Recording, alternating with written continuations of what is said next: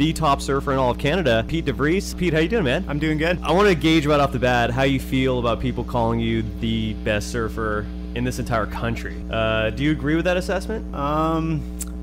That's kind of a hard thing to comment on because surfing is so subjective, but you know, I'll take it as a compliment and just run with it, I guess. You just got back from California. Now, for those of you that don't know, like the #1 website in terms of surfing globally is surfline.com. Whether or not you like the site or not, they hands down get more traffic than anyone else. And you were featured in their, what, like 4 photos total. Is that correct? Yeah. I did a trip up north with Chris Burkhardt, who's one of their staff photographers, and we got some photos run, so stoked. That's crazy. And so you're surfing, and now I went to school in San Luis Obispo for 3 years, and you're actually just right near there. So all these photos were taken near Shell Beach, is that right? Yeah, there's Chris has got a few local spots there that we surfed, and then we did a road trip up to Santa Cruz and got some waves there as well. So, where in Santa Cruz? Couple spots. I don't want to name any names, just in case guys don't like it, but they're very popular, easy to find spots. So. Santa Cruz has some of the greatest surf breaks in the world. You never surf without a wetsuit up here. So you go to SoCal, and yet you're surfing in places where the water temperature is exactly the same. Is that by choice, or are people telling you where to surf, or how does it work? Yeah, I guess earlier in the trip I was there for the Hurley US Open of Surfing. Right. Hurley sponsored the event this year, and they kind of wanted everybody to come down and represent for the brand. And yeah, this huge swell just happened to be coming. Massive. So, it was good for me to get out of SoCal and head up north and get into familiar waters. The water was actually colder in Central Cal than it is at home at the beaches right now. And again, in Central Cal and Northern Cal, that's where I'm from. That's where I've been surfing like most of my life, and it is colder. Like the first time I came up here, I was like, wow, it's cold. And then with each day I surf here, I'm like, it's actually warmer here than it is back home, which is a trip. Yeah, only in summertime though. Right. Well, what's the water temperature difference here between summer and winter? There's probably a good 6 or 7 degrees difference. I mean, right now the water is probably close to 15 degrees Celsius, and in the winter it gets down to 6. Oh, maybe even 5 sometimes. And that's not including the fact that the air temperature is like around 0. Yeah, I mean, it definitely feels cold in the winter here. Which is why I like the more time I'm spending up here, the more respect I have for Canadian surfers. I mean, because you guys are also surfing these massive big waves. Let's start from the beginning. How'd you get into surfing? Like what are your roots? How'd you become like who you are today? Well, I grew up on the beach, Chesterman Beach in Tofino, and my dad has been surfing here since the 70s, so he's one of the first surfers in Tofino. You know, it was just kind of natural. I looked out my front window and saw the waves, and my dad was always surfing, and he just got me on a board at a young age, and you know, I just loved it, and here I am. You're sponsored by Hurley, is that right? Yeah, that's correct. How did you kind of evolve from being like this local surfer to being like an international pro surfer? Yeah, it's kind of an interesting route because, you know, I never really kind of figured I would get to that point. I just was surfing because I loved it, and I got sponsored at around the age of 16 from Hurley, and you know, just getting free clothes, and then it evolved to trips to different places, and then it just kind of went from there. So. And you're what, 26 now? Is that right? Yeah, I'm 26. So Hurley's been sponsoring you for 10 years. How did they first discover you? I actually sent a VHS tape of some of my friend Jason Picton had some footage, and I sent it in to one of the Hurley reps in Canada, and they forwarded it to Jeff Hurley, Bob Hurley's son, who is the owner, and yeah, he just thought it was rad that we were surfing up here, and he just thought he'd hook me up. So you did it the old school way. You actually sent in a tape. Yeah, VHS tape. That is so funny, man. And here you are now, 10 years later. Have you ever considered or at least attempted to get on the world tour?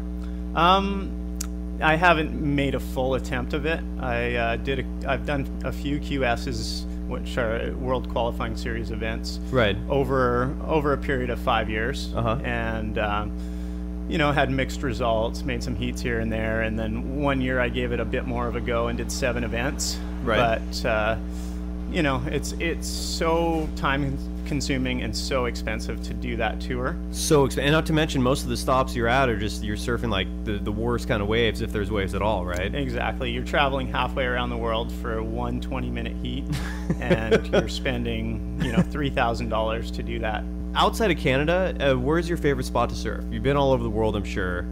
You're a cold water guy, so I'm always more curious to ask you guys, because people who grew up surfing in like warm waters like Hawaii, Florida, these places, like they're so spoiled. Like cold water just freaks them out. You know, so I always appreciate the perspective of a cold water surfer more. So in your opinion, where is, like, and you can name a couple of them if you wanted, but where's your favorite spot? It's so hard to pick one spot. We had a great trip to Morocco a few years ago for SBC Surf magazine. Right. And that was probably one of the best trips I've had. Just a good crew of people. Morocco. Yeah, we got great waves, a lot of good rights there, and I'm a regular foot, so can't argue with forehand barrels. You can't argue with that at all. No. How was is the whole travel there? I mean, I guess it's kind of close to Spain, so you just kind of hop on over from there. Yeah, we flew from Vancouver over to London and then down to Casablanca and then on to Agadir. So it's a mission, but it's really cool to see a different culture and just enjoy waves somewhere else. Yeah, it's Morocco. And the water is pretty warm there? Yeah, we were in probably 3 2s, and we got to our booties if we wanted. So that's kind of my perfect surfing outfit. Is it safe to say that if you're a pretty good surfer in the waters up here, like crowds aren't going to be much of an issue, because a lot of the people in the water are really, they don't surf full time, so you can just out paddle them and really, you know, still have your pick of waves. I mean, have you found that in general? Yeah, I mean, all the locals here will definitely still get their waves no matter how crowded it gets, but and the level is obviously not the same as in California. You paddle out at lowers, there's 100 guys out that can surf and can paddle and can catch waves. I mean, there was 13-year-old girls taking my waves at lowers last week. Isn't that crazy? Yeah, they're amazing. Dude, the chicks are like surfing as good as the guys now. It's crazy. This is gnarly, man. Locally, what's your favorite break to surf? I'd say Cox Bay. Yeah. And is it safe to say that Cox Bay is where the most crowds are? Where we have to deal with crowds the most? Yeah, I'd say that's definitely the most crowded place, especially in the summertime. Now, what about winter surfing? I know it's completely different in the summer here, and I'm sure, and from spending over a month here, I've learned that there are a lot of special places that nobody wants to talk about. So I don't blame you if you don't want to share those spots. But wintertime on the radio, what's your favorite place to surf? Is it also Cox?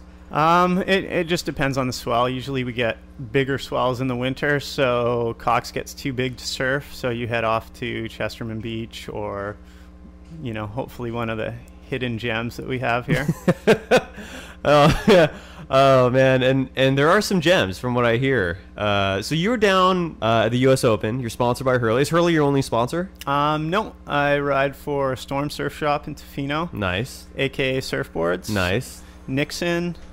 Not shabby. Destination Surf. Uh-huh. And Adinak Eyewear. Beautiful. It's a good lineup, man. Yeah, it's good. And so, but Hurley's your title sponsor, I guess you can say. Yeah. And they were sponsoring the U.S. Open of Surfing, which is happening last week, when this bombs like South Swell came through. So you've competed in the U.S. Open in the past. This year you went down there just to kind of represent Hurley and just to hang out. Were you kind of wishing though you were competing this year just because there was actual swell? Yeah, the waves were actually good from the trials all the way through to the final day. Yeah. And I've never been at a contest where I haven't been competing. Uh-huh. Really? I think I was like 70th on the alternate list. So is that because you're going to get in? And is that because you're not surfing QS events anymore? Yeah, your entry into events is based on your seeding points from last year. Right. And I didn't do one event last year, so I had 0 points, so therefore I couldn't get into the event. I've always noticed, like with pro surfers, once you start hitting like your late 20s, that's when you start realizing the QS is just totally not worth it. Yeah, unless you're on it to qualify for the tour, and you're doing those 17, 20 events a year. Right. It's almost pointless. Yeah, it's pretty much pointless. I mean, let's take a quick break. When we come back, we'll have more with the top surfer in Canada, Pete Devries.